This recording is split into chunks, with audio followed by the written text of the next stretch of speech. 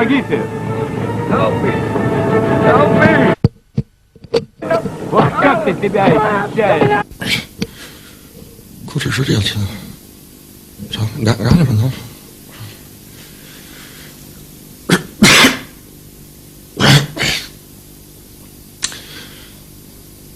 Labas vakaras, brangus radio šou iškiai. Aš esu Bronius, jūsų naujasis meras.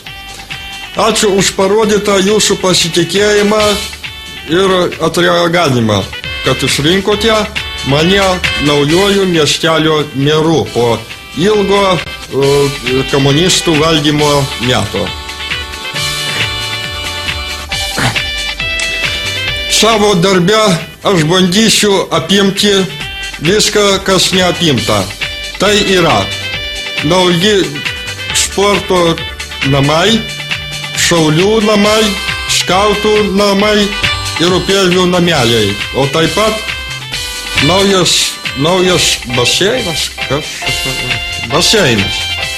Prižadu, kad kartu su savo krikščionių komanda, kur laimėjo rinkimus kartu, padarysime viską, kad raudona komunistinė lerva sulystų atgal į savo šeimininkų užpakalius, kurie randasi dar Vilniuje ir Maskvoje, ypatingai Maskvoje. Kartu su savo komanda aš stengsiuosi, kaip sako rusai, neduoti su veidu į purvą, o aš pasakyčiau į mėšlo krūvą. Visas mūsų miestelis buvo tarsi drugio krečiamas, dabar jau nebekrečiamas. In history books that you are meant, so you might as well.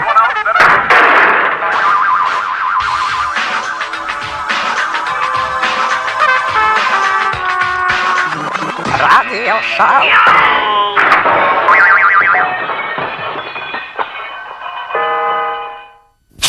Sveiki, čia mūsų laida. Ne tiek jau daug laiko prabėgo nuo tų rinkimų, kai žmonės darbus skaičiuoja kaip bulvės rudenį, kurias pasėjęs pavasarį, tarsi kregždutė sugrįžus į radio šou miestelį, taip ir mūsų kūrybinė grupė čionais atvažiavo pasikalbėti, kasgi jau, kaip sakant, prabėgus tikrai jau ilgam laikui po rinkimų, nuveikta kažkas tai gero, kažkas doro, ir svečiuojamės mes jau radio šou savivaldybėje pas patį merą, pas poną Bronių, į kurį ir iškart kreipiamės su tokiu klausimu, kaip žiema jau prabėgusi ir savo želmenim pražiūrėjusi, kaip sakant, nesibaigiant ir nesulaukiamas pavasaris, galbūt tas pavasaris jau sugrįžo ir radio šou, ir nuveikti darbai, kaip sakant, kaip faktai ir kažkokie dalykai, jūs supratate, aš noriu paklausti, kokiais darbais gali pasigirti jūsų savivaldybė? Supratau jūsų klausimą labai gerai, žurnalistas. Nu ką, dabar mumi randamies mano savivaldybės kabinete. Šitas anksčiau tai vadinamas išpolkomas, dabar tapo savivaldybė, vėliavos keičia vėliavas, raudonas lervas keičia žalios lervos ir taip toliau. Tai tarsi tą laiko spiralę, kurią išrado Archimedas ar tas, kur... Nu, nesvarbu, kas yra. Aš dabar noriu pristatyti, jūs, reiškia, turiu daug medžiagos pas save, čia daugiausia dėkingas turėčiau būti mūsų vietiniai savivaldybės televizijai Raša TV ir norėčiau pristatyti jums, parodyti kai kurios dalykus, savo komandą parodyti ir taip toliau. Kaip sakant, kągi, griebsim dabar tą jau problemą, kaip sakant, už ragų.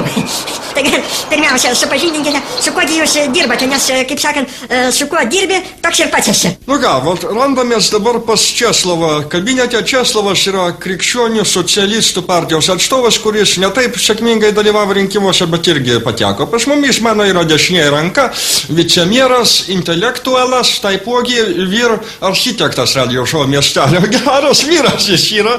Na, kaip Česlovas visada būdavo toks stropus darbuotojas, nes jisai visada kvepavo... Kuo tu kvepavo? Ačiū, kaip sakant. Neapykantą valgį. Ačiū šitas už pristatymą. Nu ką, savivaldybėje suradom daug darbų. Komunistinės lervos paliko, jau žiūrėkim faktams į veidą, paliko tiek daug šitos... Į akis. Nu, į akis faktams. Kad žiūrime dabar, kaip sakant, palikta tiek darbo, kad ir šitie visi architektūriniai klausimai. Čia kaip tos arklydės, kur kaip to Graikijoje. Kultūrinės šitos... Žurnalistas gal geriau žino, kokios tam... Paveldas. Nu ką, darbo daug, neslėpsiu.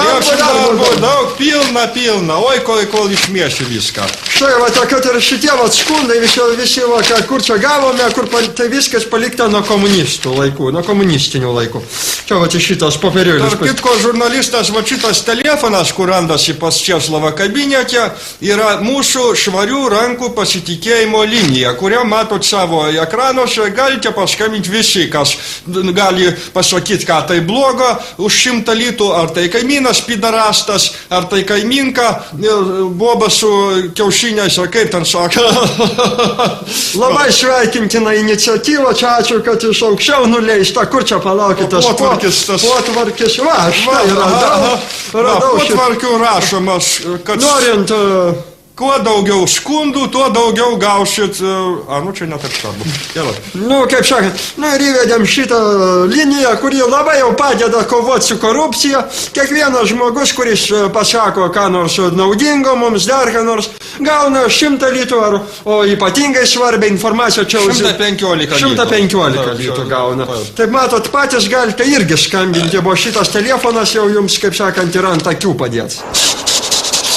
Važiuodamas į radio šou savivaldybę, jau iš žmonių, miestelio gyventojų, sužinojau daug šiltų žodžių ir atsiliepimų apie vėl žmogų, kuris prikėlė mergiantį miestelio kultūrinį gyvenimą. Tai yra savivaldybės atsakingasis sekretorius už kultūrinį darbą, Albinas, pas kurį mes ir svečiuojamės. Ant jūsų pečių gula tikrai didelė našta. Tai yra festivalių organizavimas, šaulių parado miestelio pražygiavimas tam tikram progom. Taip pat jūs vadovaujate ir miestelio laikraščių, rengiate jaunimo šokius ir dar be abejo, tai jūsų pasididžiavimas miestelio televizija RŠTV. Prašome.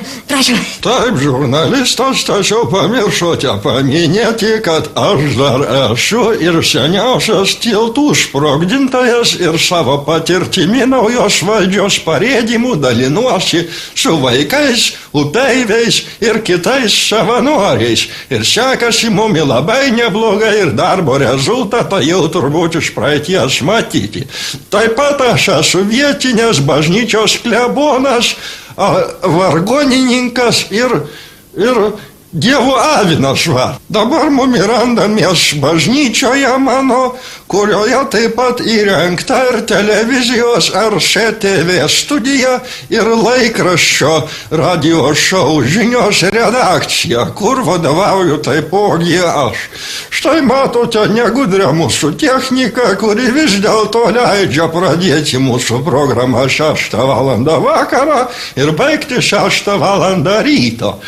Kiekvieną dieną valandą laiko turi pasisakymams mūsų meras Bronius, po to Česlavas vicemeras, po to aš, o po to rodome įvairiausius filmus. Tai ir koviniai filmai, ir filmai apie meilę, taip pat kovos be taisyklių.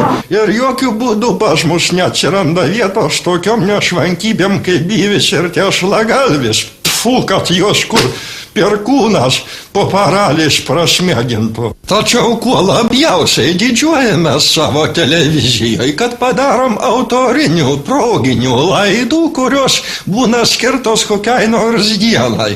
Kaip antai šį kartą motinos dienai skirtas ciklas Dainuoju mamai, tėvynei ir partijai. Ir dabar, pavyzdžiui, galiu parodyti vietos saviveiklininkų labai talentingo įvairiausių konkursų laureato Mindės dainą, kuri vadinasi Korimai, Motulė, Žilgalvėlė, Juodbelė. Korimai, Motulė. 3,